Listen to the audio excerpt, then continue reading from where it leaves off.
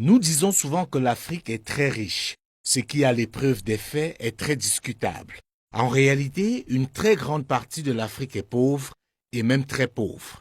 Cette pauvreté est avant tout intellectuelle, car même si vous avez toutes les richesses du monde entre vos mains, mais êtes limité intellectuellement, vous restez pauvre. Les organisations internationales ont une définition partielle de la pauvreté, pour ne pas dire erronée. Elle s'arrête uniquement à l'aspect matériel de la pauvreté. C'est ainsi qu'on entend très souvent dire « est pauvre celui qui vit avec moins d'$1 par jour ». Cette mauvaise définition de la pauvreté est en grande partie responsable du retard de certains pays africains dont les dirigeants refusent le questionnement et consomment sans modération les concepts et théories élaborés souvent par pure stratégie par les officines des grandes puissances et imposés sous couvert des institutions internationales à l'instar du FMI et de la Banque mondiale. À notre analyse, la pauvreté matérielle et la pauvreté morale sont avant tout les conséquences de la pauvreté intellectuelle.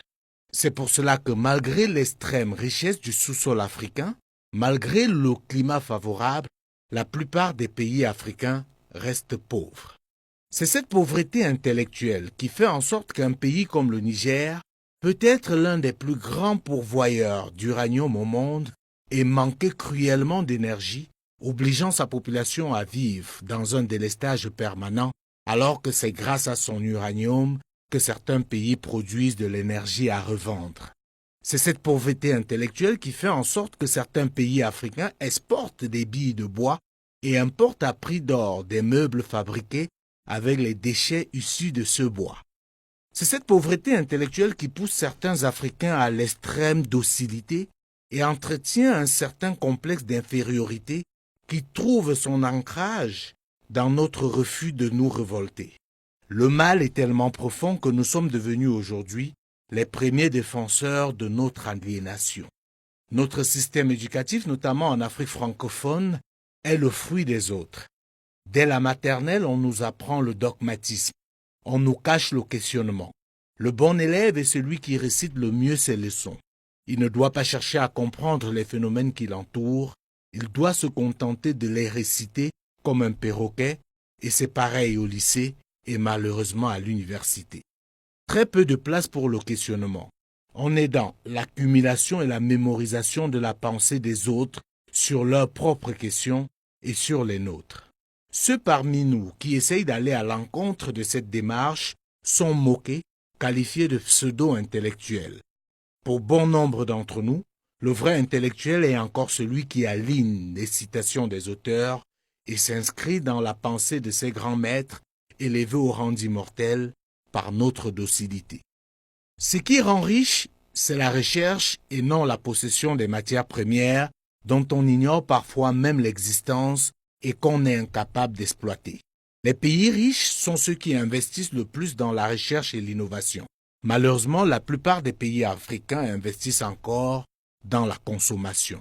Les chercheurs dans nos universités sont considérés comme des parias qui perdent leur temps au lieu de s'appuyer sur l'accumulation de leurs connaissances pour construire une carrière. Samsung, Apple, Huawei, Facebook, WhatsApp, c'est le fruit de la recherche et les éléments indispensables à la fabrication de ces produits que nous nous contentons de consommer fièrement proviennent de l'Afrique. Non, l'Afrique n'est pas riche, elle est encore très pauvre en grande partie. C'est pour cela qu'il est indispensable d'engager, comme le font déjà certains pays africains, une véritable révolution intellectuelle. Sinon, nous allons rester enfermés dans des concepts creux comme l'émergence. Cette révolution intellectuelle est indispensable, surtout quand je me rappelle qu'il y a encore quelques années, certains pays africains étaient réduits à se battre pour être qualifiés de pays pauvres et très endettés. Et quand le maître décidait qu'on avait bien travaillé pour être reconnu comme pauvre et très endetté, nous célébrions cela en grande pompe. Quelle indignité!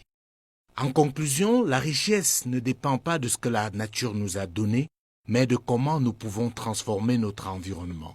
Si la richesse dépendait des ressources naturelles, des pays comme Israël ne seraient pas au rang qu'ils occupent aujourd'hui.